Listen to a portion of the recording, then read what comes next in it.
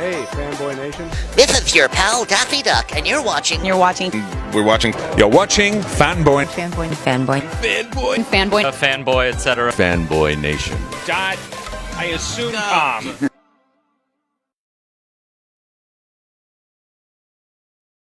The first time I spoke with this woman, it was season 1 of Better Things. Here we are now going into season 5. It has been far too long. And according to her IMDb page, she's married to the wrong guy along with having the wrong birthday. Rebecca Metz, how are you today? I am well, thank you. Are you married to the right guy now, or has IMDb... I was always married to the right guy. IMDb informed me that I was married to some guy I'd never heard of, and I had to send them a copy of our marriage certificate to get it changed. You had to send a marriage certificate to get it changed? Yeah, a copy of my marriage certificate, and I tried to ask them, like, what did someone send you to get this dude on my file, but they never responded. You know, if he is actually richer than your husband, maybe you could get alimony from that guy. You know, I should have, if I'd thought about it better, if I'd consulted an attorney, I may have gone about it differently, but I was just so innocent. Well, you know what? You're not an evil person to try to get money out of people for no reason, so we commend you for that. Thank you. I appreciate that acknowledgement. Yeah. Isn't it also sad that that's like our baseline? Well, you're not an evil person, so that's good. You know? Yeah. No, we know of. My immediate thought is like just hearing everyone be like, well, it's early. Who knows? Let's go back and look at her tweets. Right. We're going to find something from 2009 that was a joke, and then all of a sudden your life is over. My tweets get deleted after a year just because of the risk that I might not agree with myself. Oh, so you self-censor anymore. I absolutely self-censor, and I feel great about it. But wouldn't you like to see your growth as a person from the person you were in 2009 to today and disagree with yourself? You know, just yesterday I was going through old pictures of myself, and that's all I need. Like, I was skinnier, I was so cute. Like, I'm happy to just remember that part. I don't need to know what I was thinking at the time because I don't know how I would feel about it. Well, I would compliment you on your looks, but you are married, and I don't want to cause any, discernment in the, any disappointment in the household. Going, here's this guy flirting with my wife, so I can't do that. Hey, it would be totally fine, but I appreciate that, and I will take the compliment that was implied. Yes, you know, I respect the sanctity of your marriage, and I don't want to be a homewrecker in any form or fashion, or at least, throw a wrench in that regard. I mean, I've been half naked on TV, so he's come to terms with what he married into. And your husband is an accountant, I presume, because he's come to terms with everything. He's a writer. He's not a screenwriter. A former journalist, music journalist, and now he's in podcasting. Fun. I remember an article I read when I was in college. One of my professors was the founder of Guitar World magazine. So I don't want to say, which one in certainty. And he quoted Frank Zappa as saying, and please have your husband not get mad at me for this, musicians are people that can't speak. Music journalists are people that can't write, that are writing for an audience that can't read. And I was just like, wow, that's kind of insulting, but it's Frank Zappa, so he can say whatever he wants. I mean, and I imagine there are a number of music journalists out there who didn't really appreciate Frank Zappa the way he felt he should be appreciated. So that's probably where that's coming from. I don't think my husband would take it personally. Yeah, and most of us can't carry a tune, so it's all right. Exactly. But with all the pleasantries and the fun jovial stuff out of the way, we're still going to add to that with Better Things Season 5. So this has been a very long time since we've spoken to each other. It has. I can't believe season 1. Yeah. And here we go. 5 seasons in. The show's still running strong. FX, FXX, Hulu, where it's being repeated the next day. You're all over the place just with one show. Yeah, it's nice. I mean, it started out pretty small. It felt a little bit like a secret. Like every once in a while, someone would come up to me and be like, "Are you on Better Things?" And also, it was kind of right when Stranger Things came out, and like having 2 shows with things in the title kind of blew people's minds, and a lot of the time the conversation kind of ended there. Better Things has grown over time, and now it feels like more and more people are watching it, and I think and hope people will keep discovering it. once the final episode has aired in a few weeks, and I hope it keeps finding an audience because it's really special. In the use of just language itself, wouldn't you rather be better than Stranger, though? You know what? Not necessarily. I think of the two shows, I ended up on the one that is a good fit for me, but I'm also a big fan of Strange, so I'm not going to knock either one. Oh, we're not knocking the show. I'm just using language No. as a whole. I prefer to be both better and Stranger. Or better at being Stranger. Yes, I'll take that. The season is what we got. I think 4 more episodes, 5 more episodes. Four. I'm in the final. Oh, see, here comes a cat. I told you this was going to happen. Harper, you're in an interview. Okay. 4 episodes left, and I'm in the final 3. He had to make an appearance. He wants his cameo. Yeah, exactly.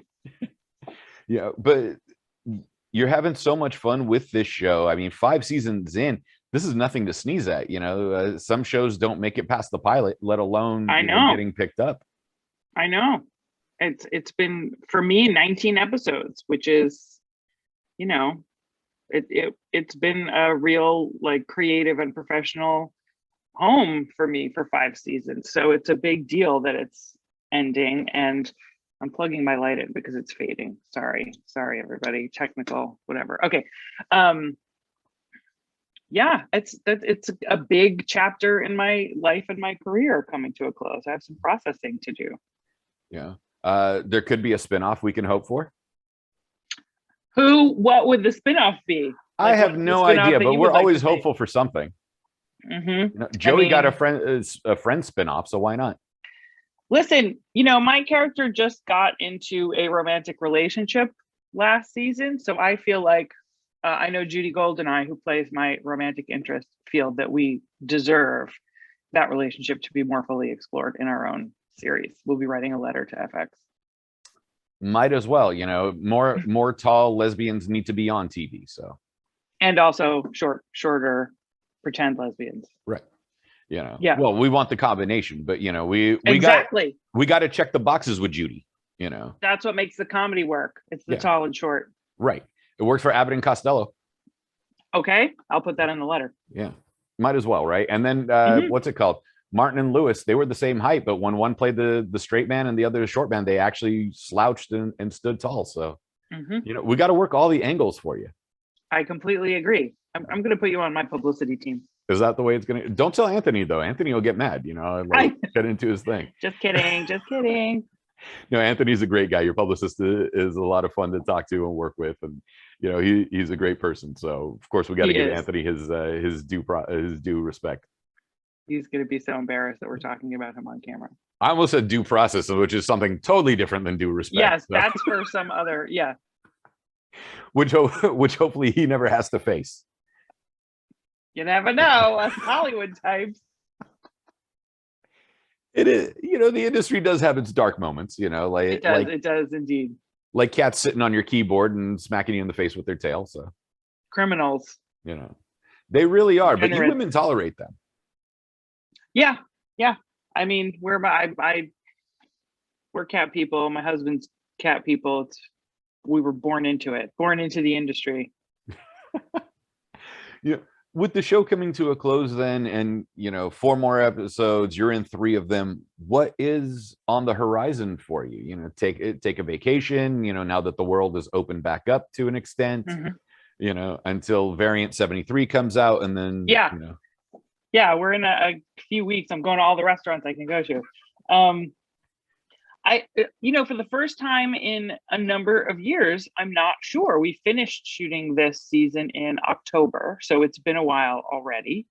And when that happened, I sort of stopped and realized that since 2013, I have always had a recurring role or a series regular, something that I knew I was going to go back to. And the end of Better Things really marks the first time in all that time that I haven't, which is,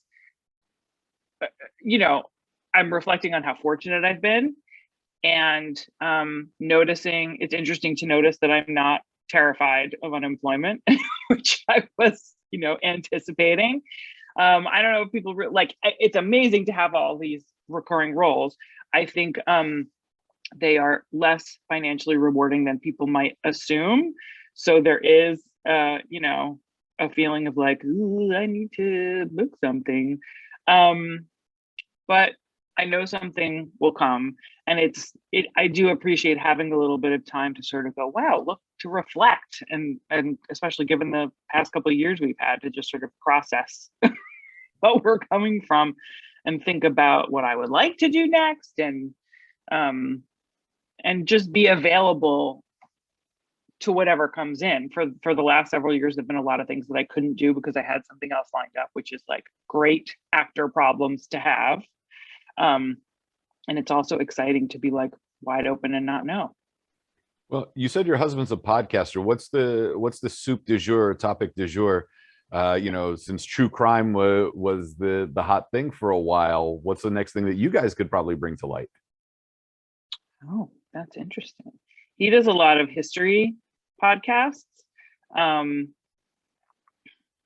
don't know. We keep our worlds kind of separate. We haven't talked about, I don't know that I want to do a podcast because like everybody has a podcast. Mhm. And I don't know. I'm a contrarian. I think I'm going to be the one person without a podcast. Maybe I'll write a book called The One Person Without a Podcast.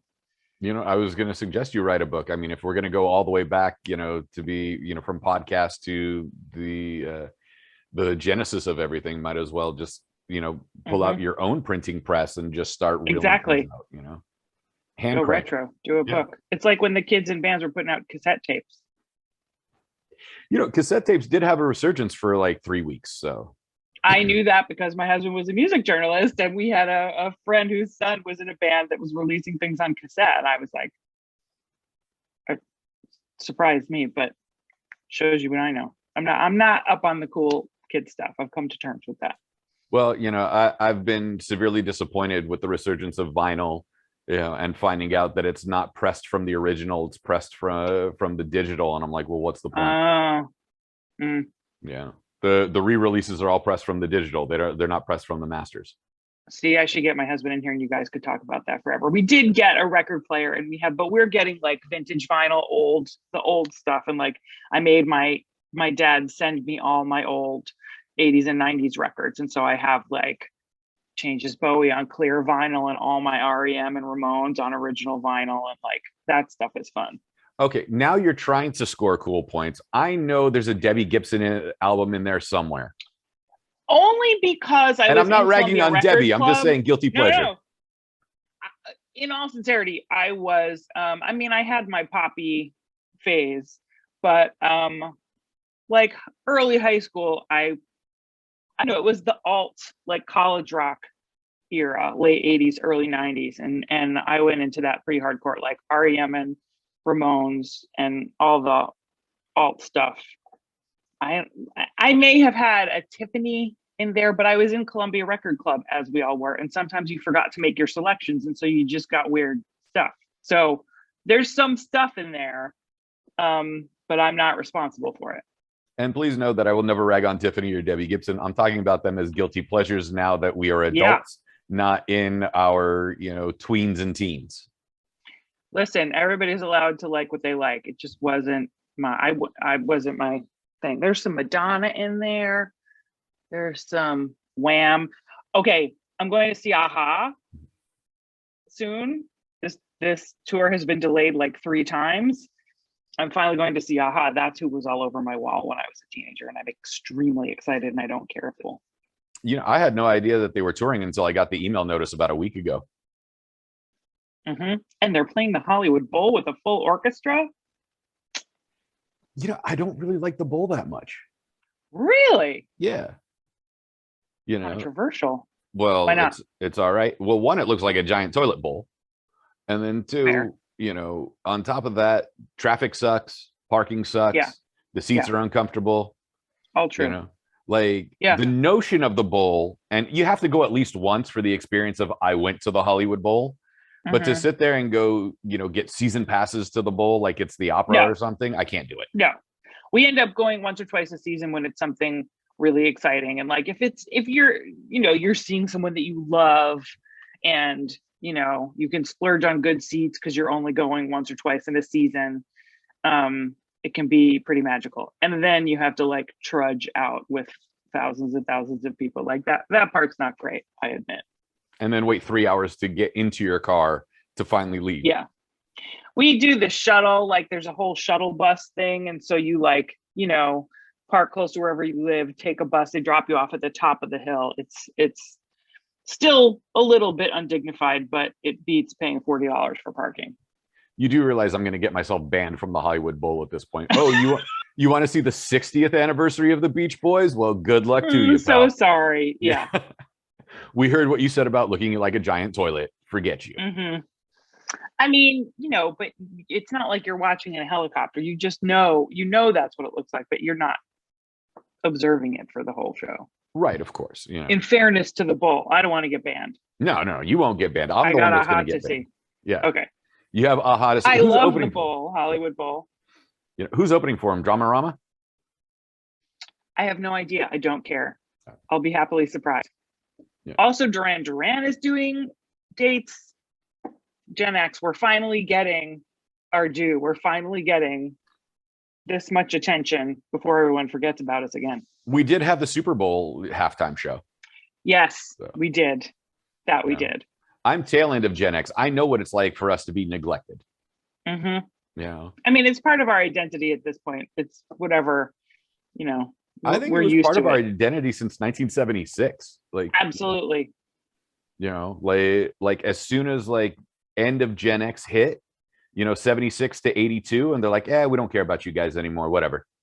You know? I think we were I'm 74, so I think it was 70 to 80 something. I want to be clear. I'm saying like the tail end of it is when they really stopped caring about us. Yeah. Is when they really stopped caring about us. Yeah. They're like, you learned how to walk on your own, go tie your own shoes. Really? Mm-hmm. You know, I'm like, 2. Yeah, whatever. You'll be fine. Yeah, exactly. Latchkey kids. Yeah. Here's a key and a note. Go ahead and find your way to school. Mm-hmm. Yeah. And no, my parents weren't like that, but you know, that's essentially what Gen X went through. I just asked someone, I'm doing a play reading right now with something some of it is set in the 80s, and I just asked, like, was the thing about parents being terrified of razor blades in Halloween candy just in New Jersey, or was that everywhere? Do you remember that? That was nationwide. It was nationwide. It started with you guys on the East Coast because you guys ruin everything, and then it made it out here to the West. Mm-hmm. Yeah. And did your parents smash all your Halloween candy? What's that? Did your parents smash all your Halloween candy before you could eat it? I don't remember. I just remember that I'd give away all the Tootsie Rolls after I'd come home because Tootsie Rolls are gross. Mm-hmm. You know, and I'm going to get banned from Tootsie. The flavored ones are great, but the regular Tootsie ones, not my thing.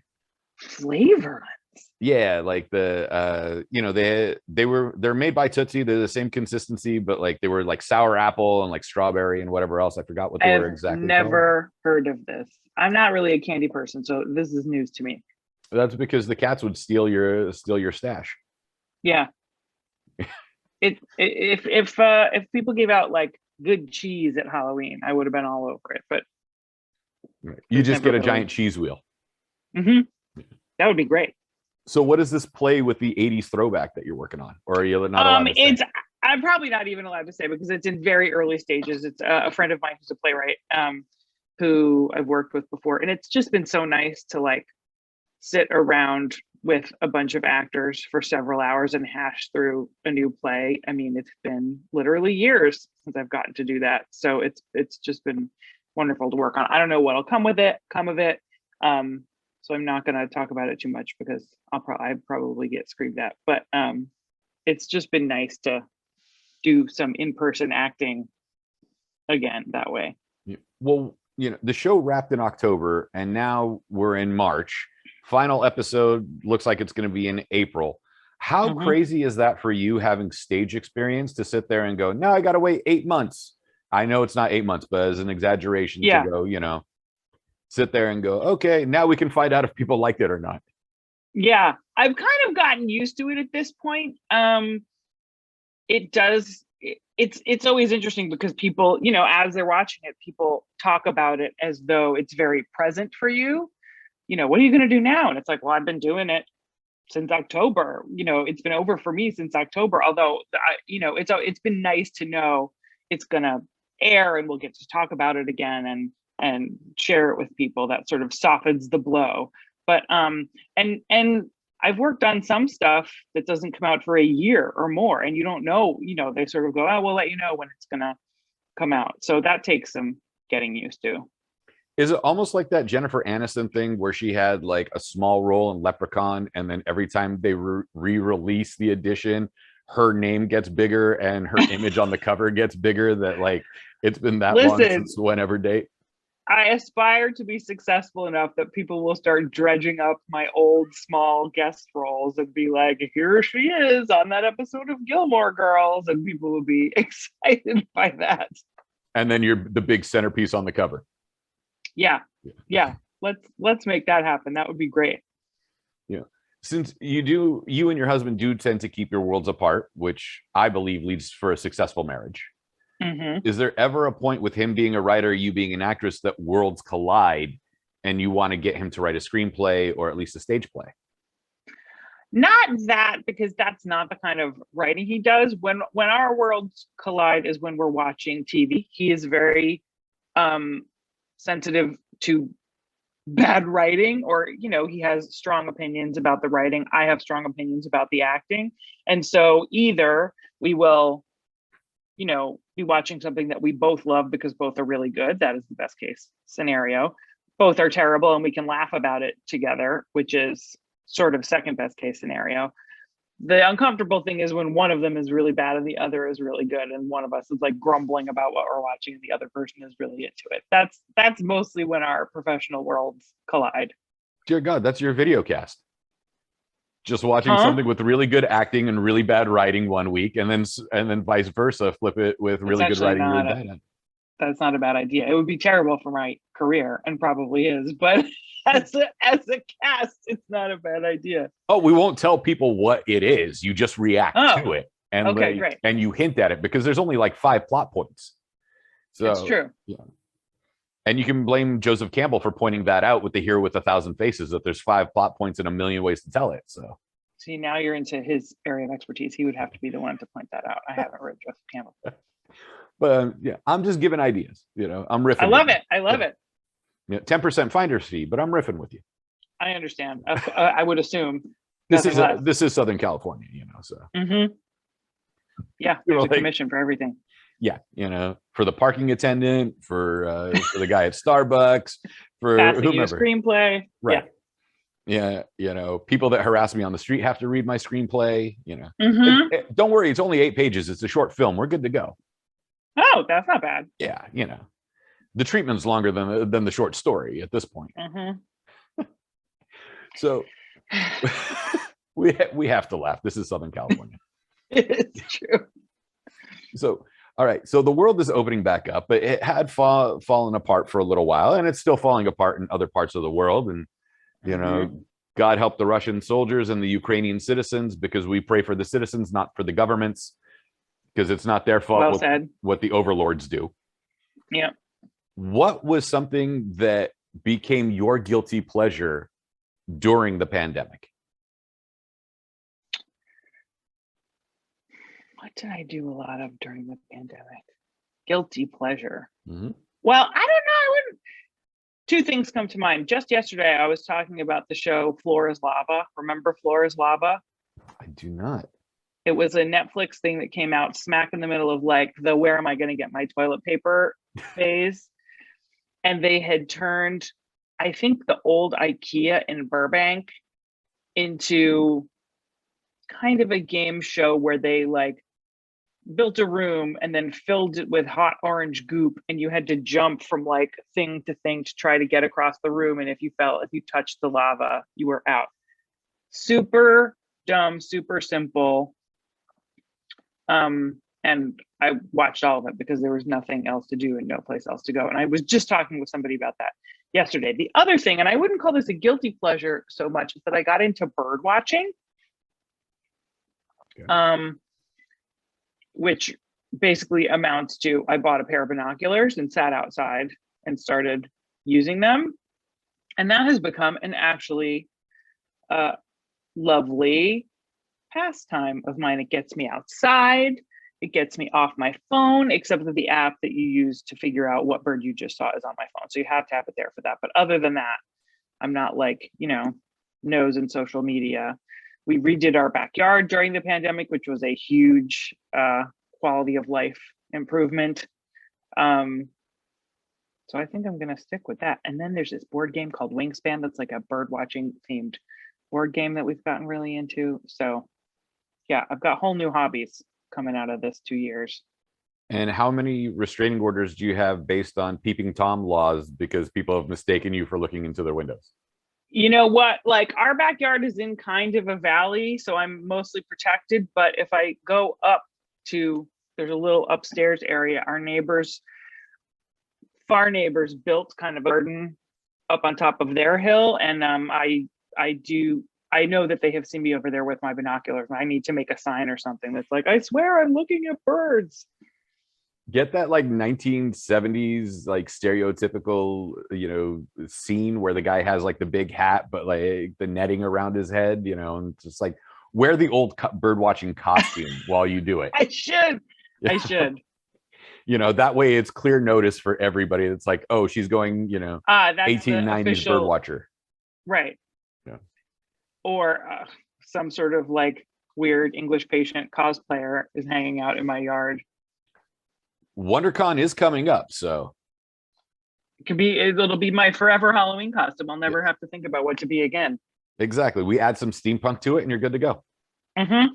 You hear, speaking of birds, that cat is back there chirping at birds and squirrels outside. That's another thing I did during the pandemic, is I bought a squirrel picnic table from eBay, which is just a teeny tiny picnic table, and it kind of has a little metal bucket you put nuts in, and so you put it outside and the squirrels come and sit at the picnic table and eat the nuts. Listen, you have a YouTube show. It's a good idea. They have ones with little umbrellas. Yeah, and it's good cat TV. Anyone daiquiri, like daiquiri bars or anything? I could, maybe that will be my new, is making like tiny props for the squirrels. There's a market for everything, so. Absolutely. I'm sure that already exists on Etsy. But everything is on Etsy. Mm-hmm. Everything you can think of is on Etsy. I think I got the shirt on Etsy. Yeah.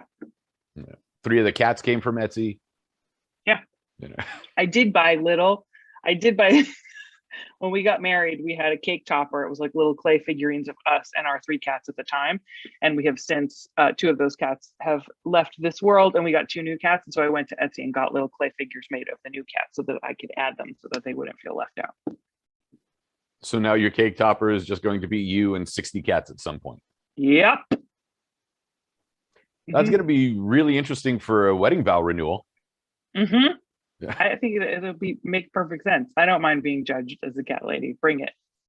I'm not judging you. I'm just thinking it's funny. No. I have cat allergy, so it doesn't matter to me one way or the other.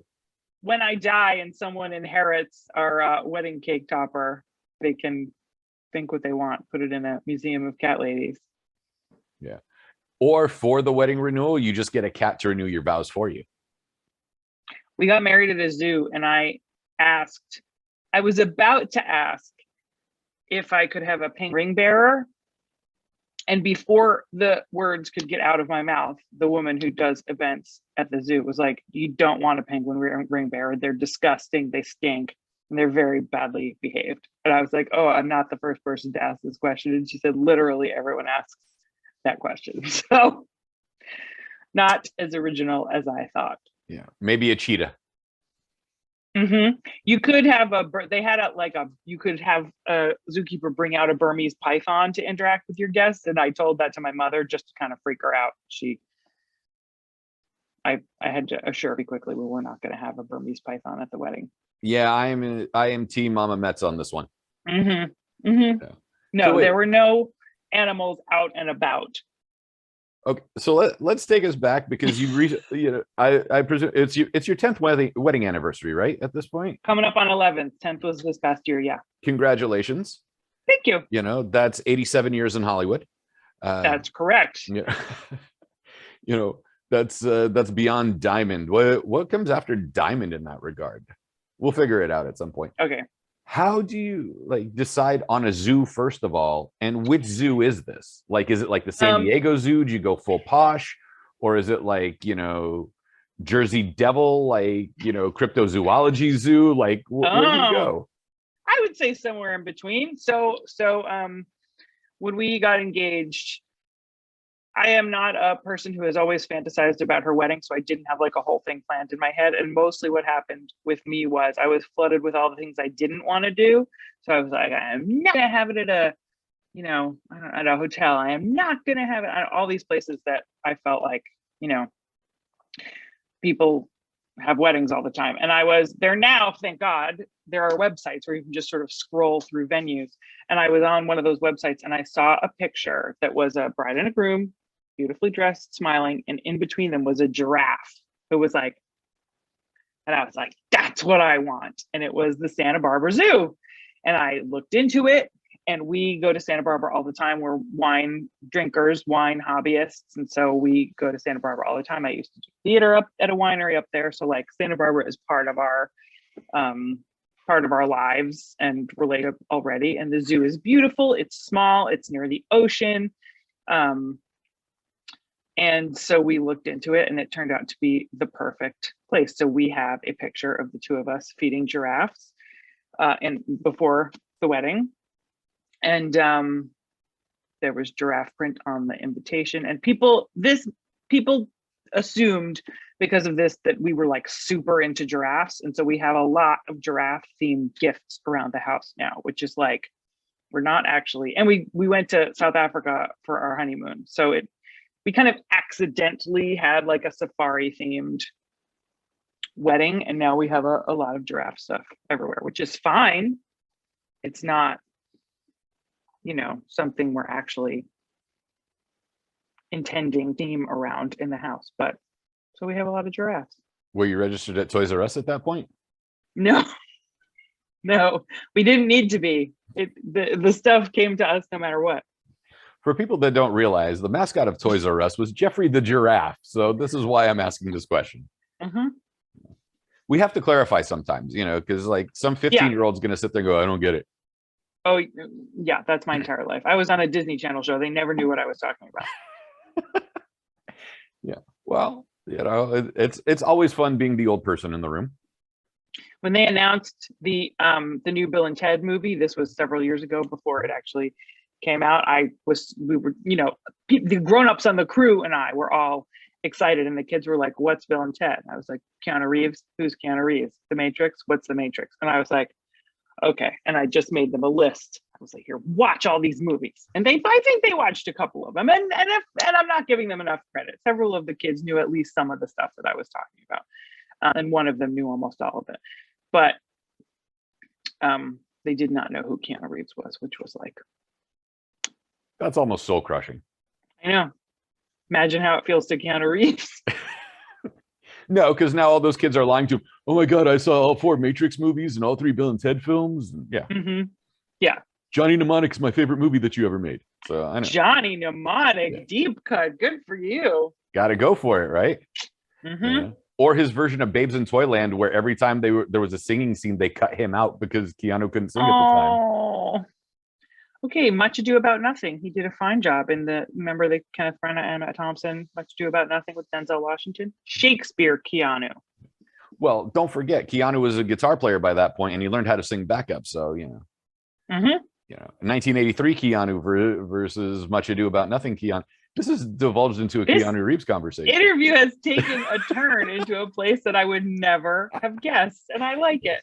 Yes. Well, SC did offer a Keanu Reeves film study course. So. Yes.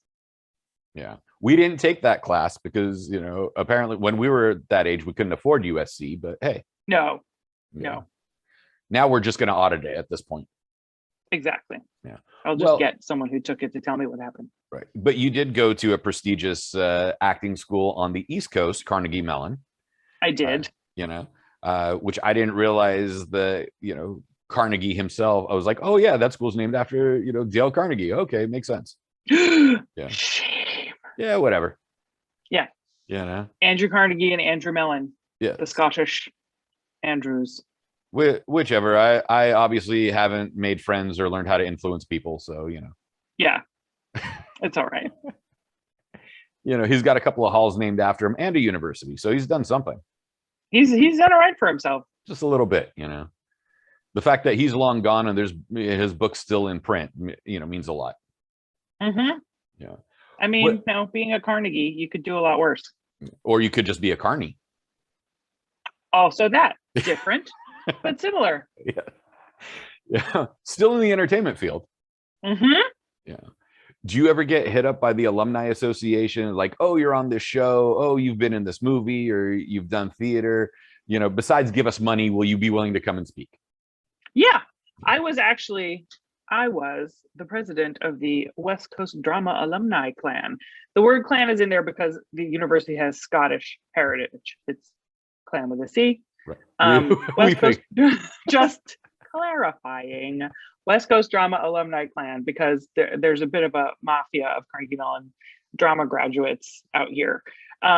So yeah, I got involved with the alumni pretty early, and I've gone back a bunch to talk with them. And every year the graduating seniors come out here and like meet a bunch of casting directors and agents and managers. And most of the time I get an hour or so to chat with them and sort of say, welcome to the real world. Welcome to Los Angeles. Here are a few things I could tell you. Good luck. Although I feel like my advice gets less and less useful every year because I'm old. I'm old at this point. The business is very different from what it was when I came out here. But yes, I do. They hit me up sometimes and I hit them at times, and I talk to them a lot.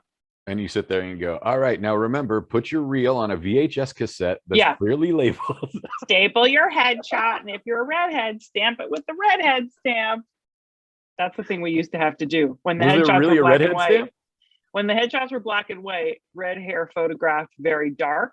And so there was a red stamp that you stamped on the thing to tell people that you were a redhead. So you wouldn't, when they called you in to play Italians or whatever, they wouldn't be like, what are you doing here? Because, no Italian redheads. No one's ever seen that. No, not in Northern Italy, not in Switzerland, nowhere at all is there ever such a thing.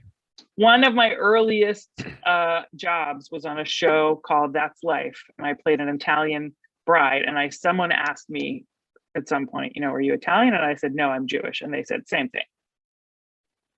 So, on the East Coast, you guys have intermixed enough. So absolutely. It is. It makes perfect sense to me. A lot of things about the family and the traditions and the New Jersey of it all, for sure. Okay, so you keep bringing up New Jersey. You people from New Jersey and New York love to, like, I'm surprised it took you that long to mention New Jersey. At this point, people from Manhattan just need to tattoo New York across the forehead so they don't have to mention it, and we automatically know, like, across the forehead or across the throat. Make it easy on us, Manhattanites. You just have to make sure everybody understands. I don't know why it's so important, but it does. What happens is you sort of go blah blah New Jersey, and they go, oh yeah, like it explains something. So it's just like it's a proactive, before you have a chance to ask me why I'm so sarcastic or whatever it is, I'll just say New Jersey and people go, oh yeah.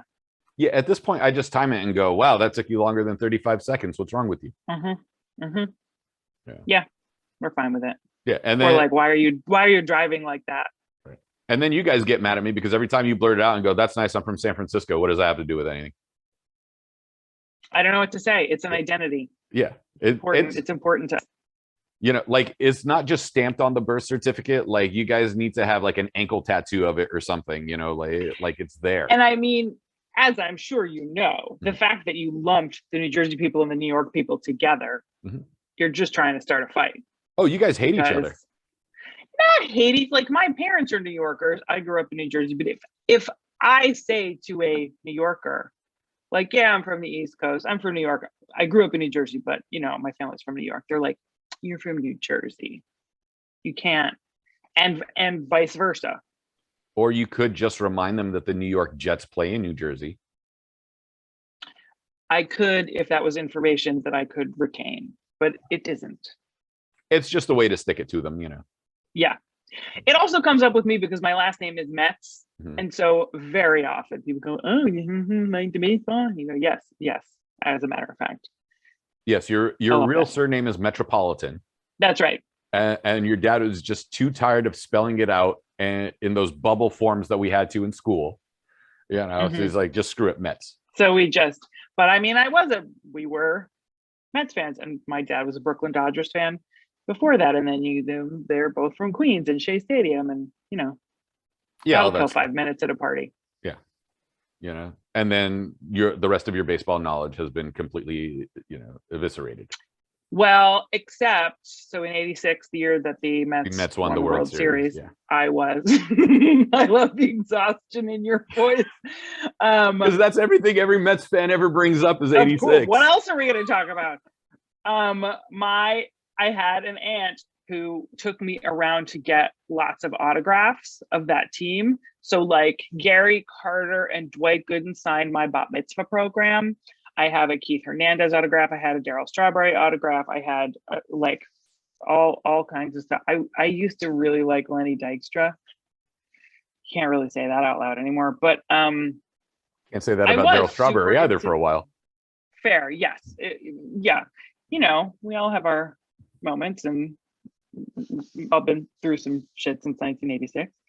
But I was actually super into the Mets for a minute, and then it got too painful and I stopped.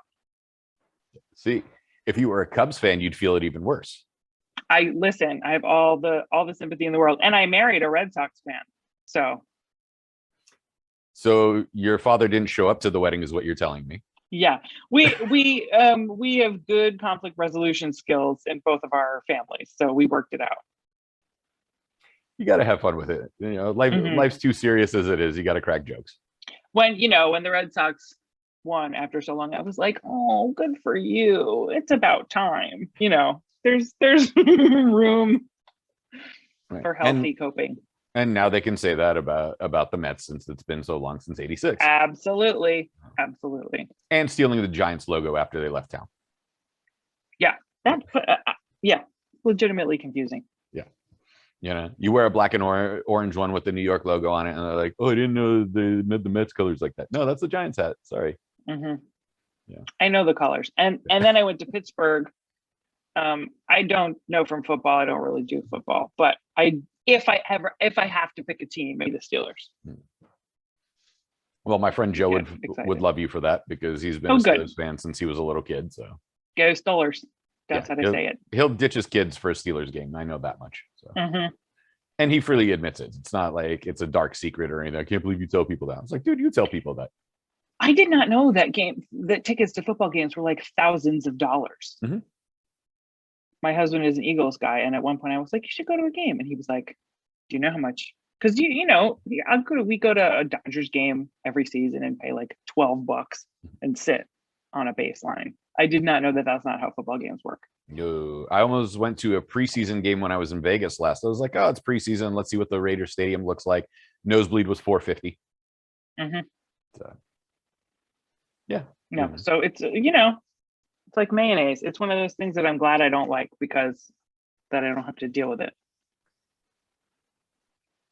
You're equating football to mayonnaise in your level of dislike for it, or in comparison of like something not else? Dislike, just something I never acquired a taste for, and now it seems like maybe it was a good idea. Got it. Okay. Make that the headline of the interview. Why football is like mayonnaise. An hour with Rebecca Metz. I'm not Joel Stein. Give me some credit. Joel Stein in his annual, I hate the Super Bowl, but I'm going to a Super Bowl party anyway, so I can write an article and complain about it for whichever publication I'm working for. Mm-hmm. Yeah. I think I told Joel Stein to him, I was like, oh, is this the year that you're actually going to like the Super Bowl party that you go to? I met him twice. And every year he writes an "I hate the Super Bowl" and "I hate football" article, and complains about him going, and then equates it to a peanut allergy or something. Yeah, I don't get it. Yeah. Whatever. So it sounds like it makes him happy. Yes, the show. Yeah. The show's coming to an end. You got theater going. Your husband's got his podcasting. You got the cats. You got your collection of giraffes that was completely unintentional. I'm watching birds. You're watching birds. Terrifying your neighbors as you do it.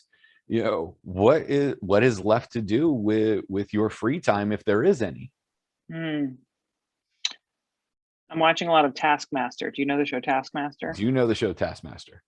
I've been really into Taskmaster. That's my latest comfort. That's my latest guilty pleasure, is paying for full seasons of Taskmaster. It's still better than the guilty pleasure I acquired during the pandemic, so we're okay. Oh yeah? What was yours?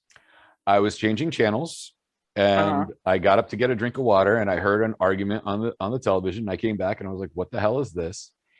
And ever since then, and Discovery Plus know this, I have become extremely addicted to the 90 Day Fiancé franchise. Oh. All by accidentally leaving the channel when I went to get a glass of water. That's how they get you. I am, you know what?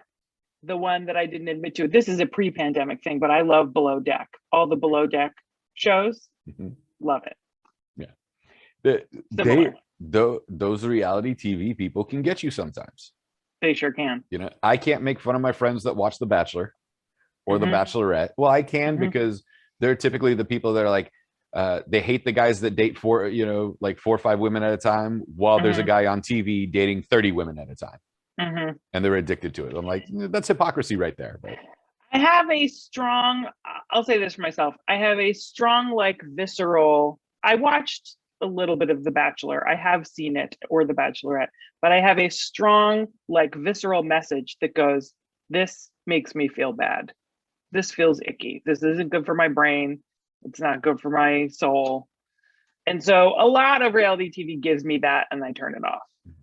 Below Deck doesn't most of the time. And I like any sort of food competition thing.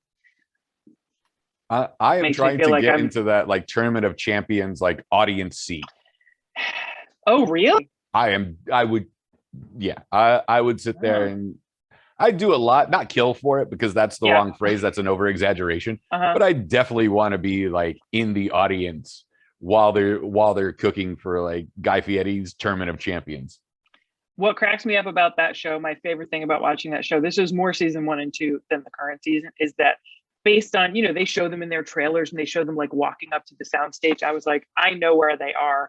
And I would look at the sort of broken light fixtures and crappy baseboards in the dressing rooms, just the run down spaces that they were in. So I took enormous pleasure from having worked in on that lot and in those stages, and feel like they're doing all this glamorous, they show them in their trailers, the competitors, when they're going up against each other. And I said to my husband, I'm just telling you, they have 2 picture trailers that they rotate everyone into. The rest of the trailers are crap, and no one is putting a camera in there. They are not all in beautiful white, well-lit trailers with purple cushions and a house plant. That's my favorite thing about that show. The fact that there's a houseplant in the trailer makes it worthwhile. Yeah, I want to write a letter to the world and be like, this is the problem. This is what people think Ollie like. And I'm telling you, what it's actually like is that the door to the bathroom doesn't close. The whole place is brown and dim. Not always, but there's no houseplants in those trailers. I promise you that. It reminds me of that documentary about that synagogue in downtown LA that all the Hollywood executives would go to, and then when they removed the plaster, realized that it was set people that built the synagogue and not actual construction people. Not knocking the set builders, because I don't need the union coming after me for that. But it's because it had the facade, right? But it had the facade that made it look more grandiose than what it was. And then when they peeled it back, they're like, "Oh, the remodel is going to be way more expensive than we ever anticipated." Yeah, we're in a warehouse. Yeah. So, food competition show. What is your favorite dish to prepare? Everyone's got one. I mean, I go immediately to latkes. That's like the family passed down generation to generation. It's simple, but effective. Although you can't shortcut it. You need a good amount of time. Okay. So your go-to is hash browns. No, I'm teasing. I'm teasing. All right. You know. And with or without the applesauce? Applesauce and sour cream. My dad will experiment. Like he'll be like, I grated a little parsnip into it this time, or I did it with some beets, or I put a little like different kinds of potatoes. So there's some room for experimentation. You could cut up some scallions, a little very nice lox on top. You can fancy up latkes. There's no need to, but it can be done. Ah, okay. And then your dad sits there and goes, I have this Mizrahi friend and he taught me how to make falafel that he learned how to make from the Egyptians. Are you saying that because you watched the waffle falafel episode of Tournament of Champions recently? No, it's because my family's from the Middle East, and it's almost a sin to admit that Israelis make better falafels than the Egyptians, even though the Egyptians invented it. There was an Israeli chef on this past episode of Tournament of Champions, and they had to use a waffle bowl maker, like that was their technical thing, and she made falafel waffles. Yeah, it's not that well, that's a bad choice of words, that it's not that pressing. It's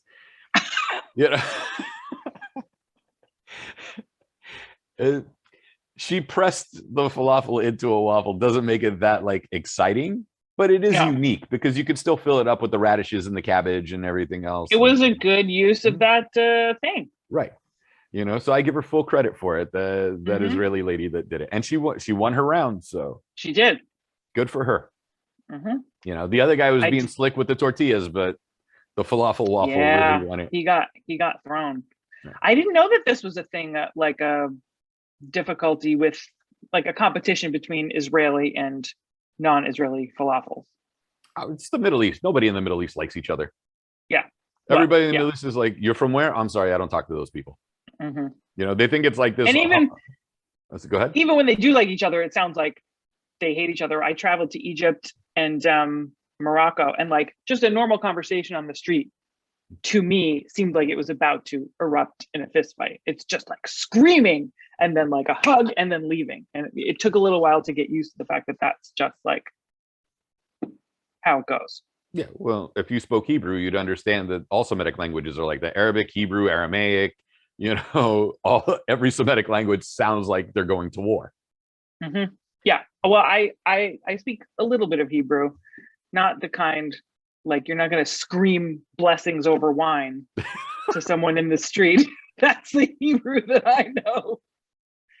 But, I have been called loud more than a few times in my life. So I do think it got passed down a little bit, even though I'm not technically from Israel. Yeah, it's the old joke. Have you ever heard a Jew whisper? Neither has God. So, yeah. Arabs are the same way. I'm an ethnic Assyrian, so I know the exact same thing because they do not know how to whisper in church. No. Like we'll sit there in church and they will not know how to whisper. I was just like, nobody cares. This isn't the time for that conversation. Wait till after service and then you can harass each other. And all the old people have lost their hearing anyway, so nobody's really listening. Because they've been yelling since they were 5. Exactly. So now it's just out of necessity. Yeah. So what? Right. And I figured you weren't Orthodox since you said you had a bat mitzvah. So correct. Yeah. Because that's not acceptable in that community. I mean, it depends. Apparently, I went to an Orthodox Hebrew school, which I did not know at the time. Wasn't a fan. Okay. I couldn't. There were all kinds of rules about what I could and could not do because I was female. But I did have a bat mitzvah. Okay. I never went to Hebrew school again. Okay. I think that's become the general consensus in California at this point. I don't know about New Jersey. Well, I was going to say, I was in New Jersey. Don't make me say it again. Yeah. Of course we're going to make you say it again. You have to point it out. Yeah.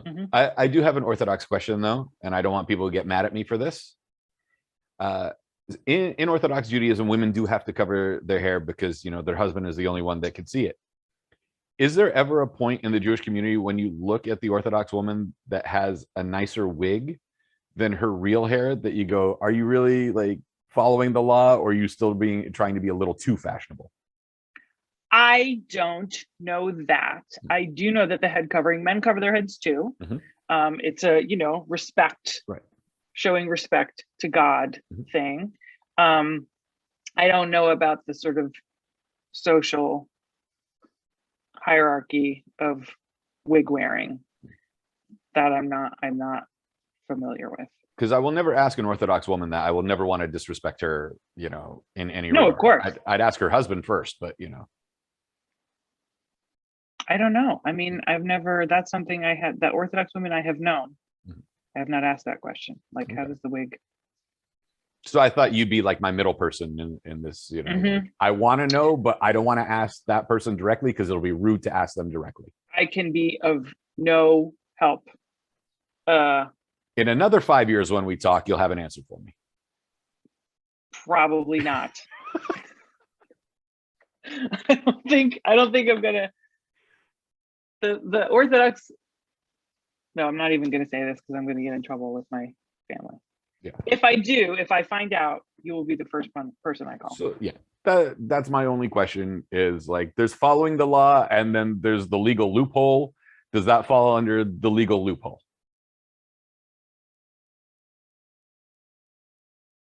I have no idea. I'm gonna have to like call an Orthodox rabbi and ask him. There's a synagogue not too far from my house. I can probably ask him. He'll probably hang up on me, but worth a shot. It would be, like the pillow fight. There's a pillow fighting championship, and I got really excited about it. So I emailed them like a million questions, and I think they thought it was a joke because I never got a response. This is why you need just make up some press credentials and put it in there and say I'm writing an article about the pillow I fight had press credentials. As I was saying that occurred to me. I have press credentials. It's even in my signature. And I'm like, it is? Yeah. And I'm like, I'm really interested in this. I'm a member of the Critics' Choice Association. I cover combat sports. The fact that like there's a pillow fighting championship, I am absolutely intrigued. But then I started asking questions like, could you be ambidextrous? Like, could you switch hands in the middle of the fight? Or are you only like, allowed to fight right-handed if you start right-handed? In the championship rounds, you get two pillows and you can double fist it. Like, how does this work? I never got a response. So I think they thought I was making fun of them when I was actually genuinely excited.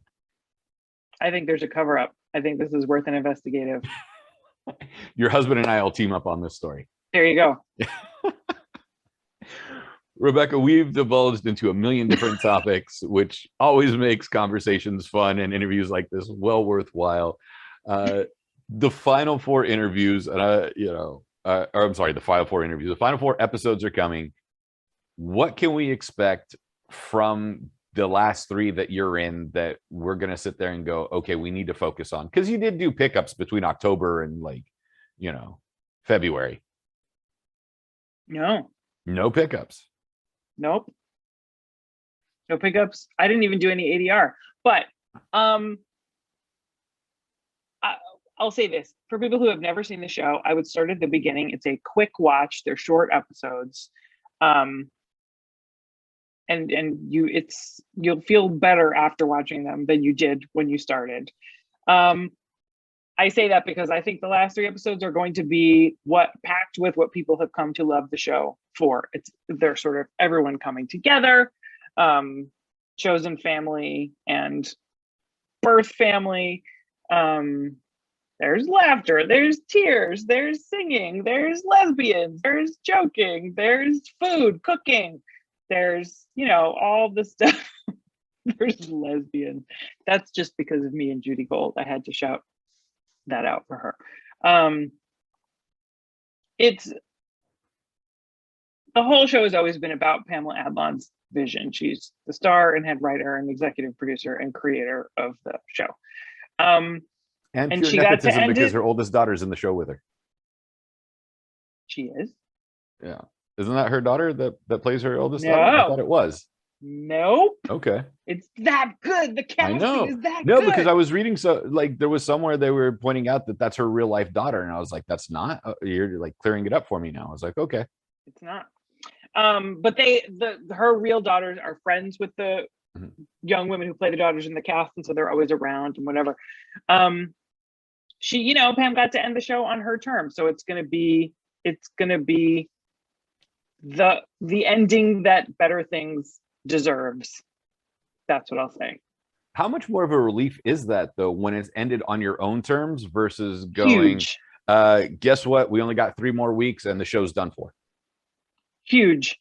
I mean, the Disney Channel show I was on, Coop and Cami Ask the World, ended because of the pandemic. We thought we were coming back for 3 more episodes, and then we never came back. And that's painful. We haven't seen each other, and there's no closure, and you don't get to say goodbye to people. And that's obviously an extraordinary circumstance, but that happens to shows all the time. So it is now especially a real gift to be able to end the show knowing that that's what we were doing and being able to do it right. And yeah, that's a big deal. Yeah, and not something you get very often. Right, because a lot of the shows that do get canceled and they get their big blow off or series finale that was unintended to be the series finale, looks like they've crammed 6 episodes into 45 minutes. Yeah.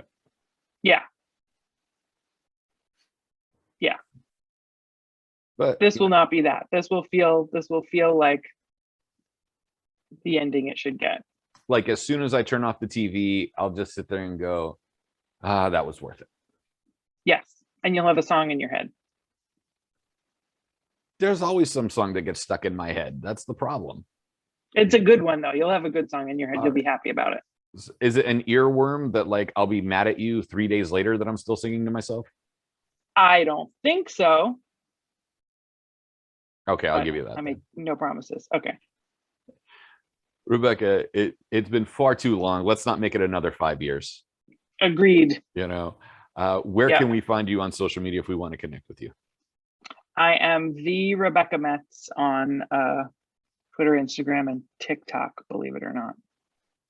The with 2 E's or the traditional 1 E? Just the one E, the Rebecca Metz. See, that is the drama school in you, that it has to be the. Yeah, I don't know. I don't know how to explain that. I'll bring that up in therapy. I hope the sessions are getting less and less. Thank you.